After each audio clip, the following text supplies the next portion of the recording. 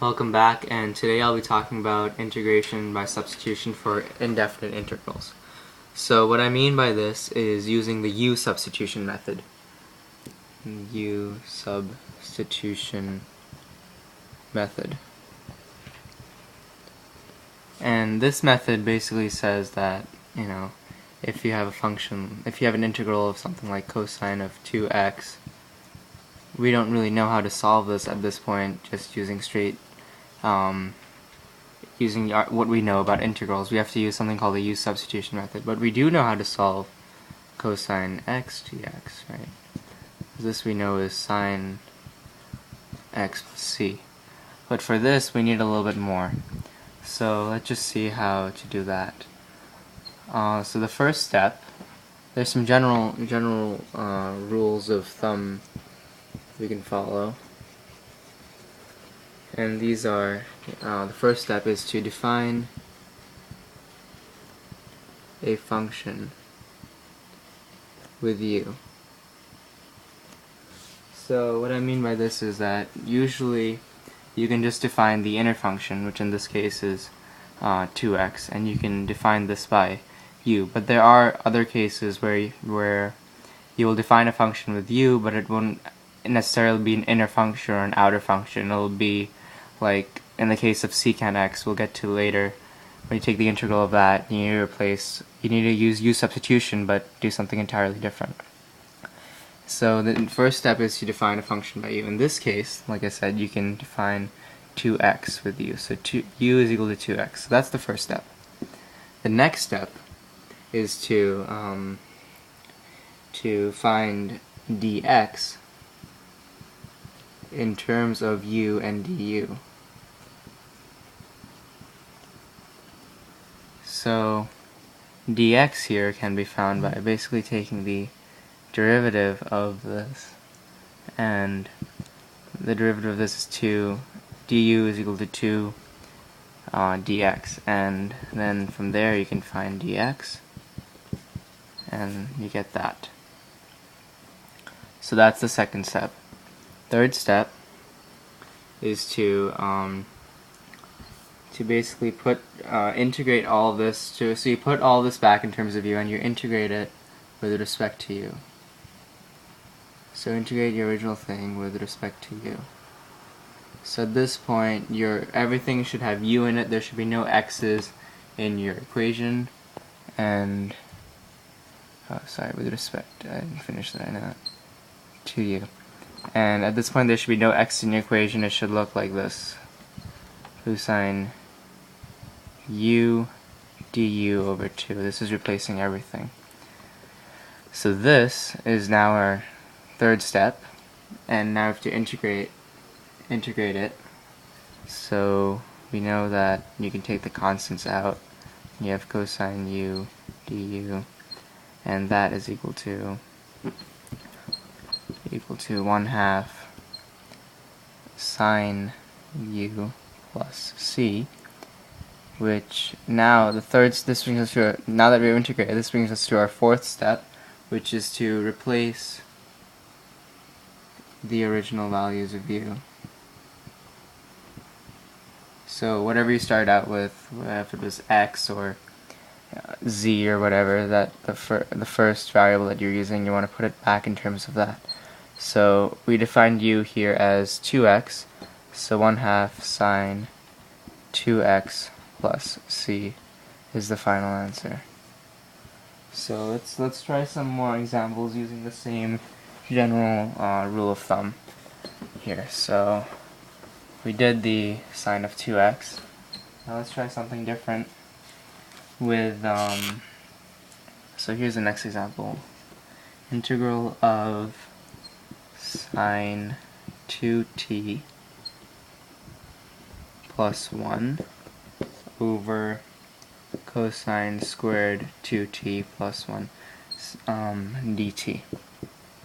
So you can really clearly see, the concept of having an inner and outer function. And in our general rule of thumb, we can just replace 2t plus 1 with u. It's very easy to see that if you do replace this, it will simplify the problem much more, and you'll be able to solve it.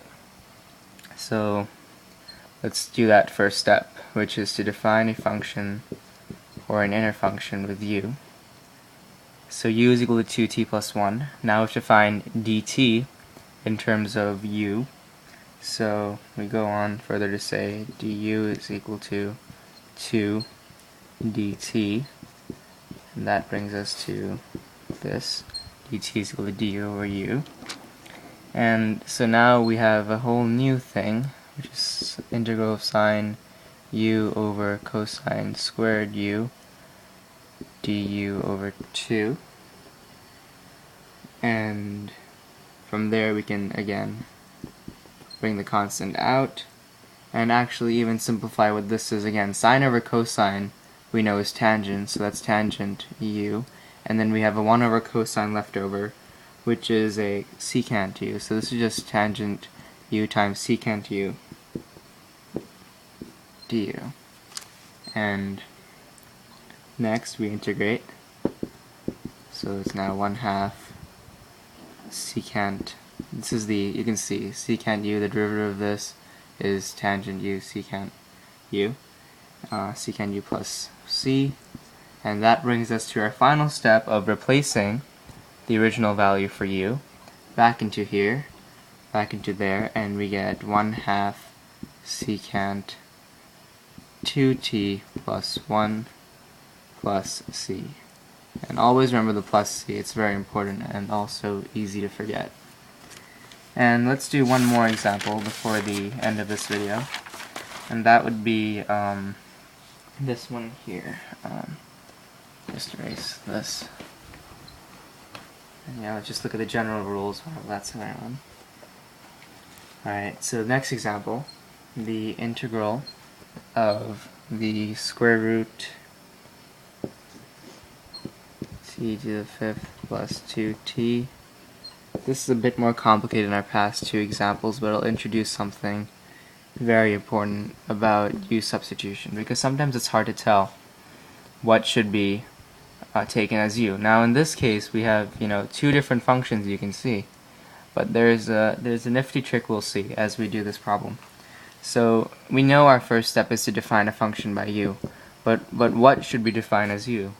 We don't really know. But if you look at the relationship between these two, it's very clear that this is actually the derivative of this, and when we take the u as this, we'll have to find what du is, which would be the derivative, and that'll come and cancel this out. So let's just do that. Let's just take this as u and see what happens. And again, you need to have some practice, and sometimes the first couple times you might use this as u, and then you'll see why this should be u. So du is equal to 5t to the 4th plus 2, plus 2 dt, and dt is equal to du over 5t to the 4th plus 2. So now what we have to do is plug both of these back in to here and replace the values. So it'll be the integral, the square root of u, 5t to the 4th plus 2 du over 5t to the 4th plus 2. So now you can see why I would choose this over that for u, because these two will now just simply cancel out. And that's very important when you're doing these u-substitution things. You can never solve an integral when it's in two separate, you can't have two separate variables when you're solving an integral. It has to be in the same thing. So you have to cancel out all the t's, all the x's, everything, and you can only have u and du left before you can solve. So now that these two have cancelled out, because if you replace the dt value, you can write this over. So this is what's left, and you can solve for this integral. So this is actually the integral of u to the 1/2, right? And now if you can look at it, and you can do it using your general rules for exponents, and you get 2/3 u 3 over 2 plus c. And then this brings us to our final step again of replacing our u, which is t to the 5th plus 2t, back into here. So 2/3 t to the 5th plus 2t plus c. Or 2/5 to the power of 3/2 plus c. So that is the final answer. Thanks for watching.